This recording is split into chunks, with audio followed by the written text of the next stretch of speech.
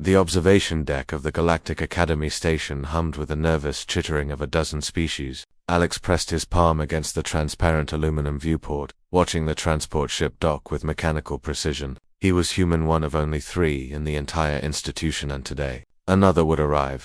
"I heard she's from the original colonies," whispered Zix, a Valkyrian whose crystalline body refracted the starlight into rainbow patterns. Earthborn. Alex's jaw tightened. Earthborn meant something different now, 20 years after first contact. It meant Deathworld survivor. It meant genetic modifications that the Galactic Council had desperately tried to regulate and ultimately failed to contain.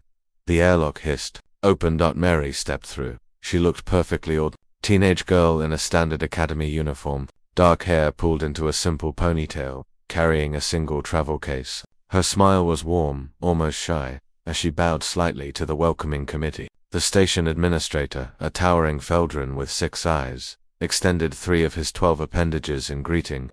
"Welcome, Cadet Mary Chen, to Apex Station. We trust your journey was comfortable." "Very comfortable, sir. Thank you." Her voice was soft, accented with old Pacific tones. Alex watched her carefully. The other students had already begun to dismiss her, just another human. They thought, weak gravity worlders who needed assistance suits on most civilized planets. But Alex knew better. He'd grown up on Mars Terraform 7, and he recognized the telltale signs. The way Mary's eyes tracked every movement in the room simultaneously, the slight cant to her head, compensating for enhanced auditory processing, the controlled breathing that kept her elevated oxygen consumption from being obvious in the station's standard atmosphere. She was augmented heavily. Cycles passed before the incident. Mary had integrated smoothly into academy life. She excelled in xenobiology, performed adequately in quantum mechanics, and seemed genuinely fascinated by every alien species she encountered. The other students had relaxed around her. Even the Krolix predatory species from a 18G world treated her with casual disregard. Alex had tried to warn them. It happened during combat evaluation training. Standard procedure for all cadets, a simulation designed to test tactical thinking and stress response. The arena materialized around them, a holographic representation of a hostile boarding scenario. Teams of 4 would defend against waves of simulated pirates. Mary's team included Zixter, a Krolix warrior named Gresh, an Athelian engineer called Pill. They faced the first wave efficiently, Gresh's strength and natural armor making him the obvious front line, while the others provided support. Then the simulation escalated. Error. The computer announced in flat galactic common, safety protocols compromised. Holographic projectors switching to hard-light constructs.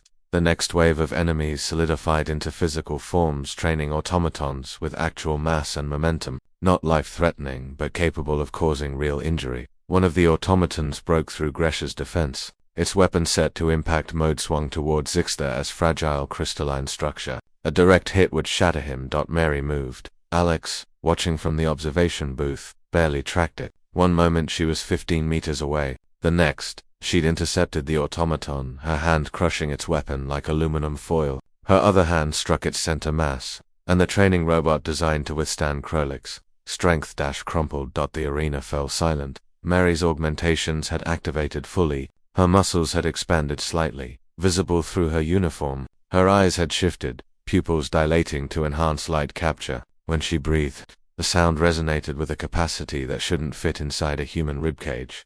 She looked at her own hands, momentarily disoriented, as if surprised by what they've done. Simulation terminated, the computer announced.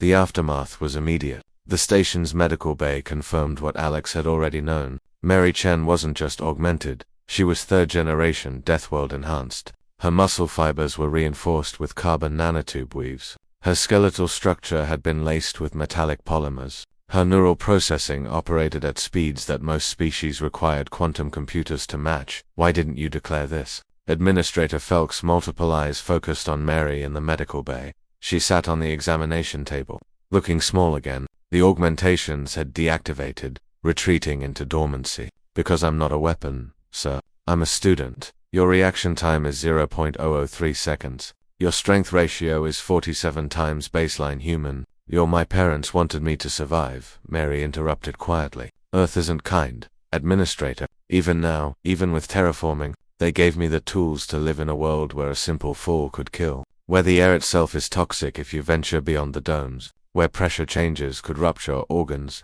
She looked up, and Alex saw tears in her eyes. Real human tears. I don't want to be a beast. I just want to learn, to be more than what survival required. Felk's appendages drooped a Feldrin gesture of understanding. You saved Zixta-S life. That automaton malfunction could have been fatal. I know. Mary's smile returned, tentative but genuine. That's what these modifications are really for. Not destruction, protection. Later, Alex found Mary in the botanical gardens rotating section designed to simulate various homeworld environments. She was in the Earth Zone, surrounded by carefully maintained oak trees and flowering plants that perfumed the air with forgotten scents. You knew, she said without turning around. From the beginning, Mars Terraform Kid, Alex replied, sitting beside her on the bench. I've got my own enhancements, nothing like yours, but enough to recognize the signs. Are you afraid of me? Alex considered the question honestly. No. I'm impressed, and maybe a little relieved. Relieved that you're gentle despite being able to bend steel, that you cry despite being able to process tactical situations faster than a combat AI, that you smile despite carrying the weight of being a Deathworld beast.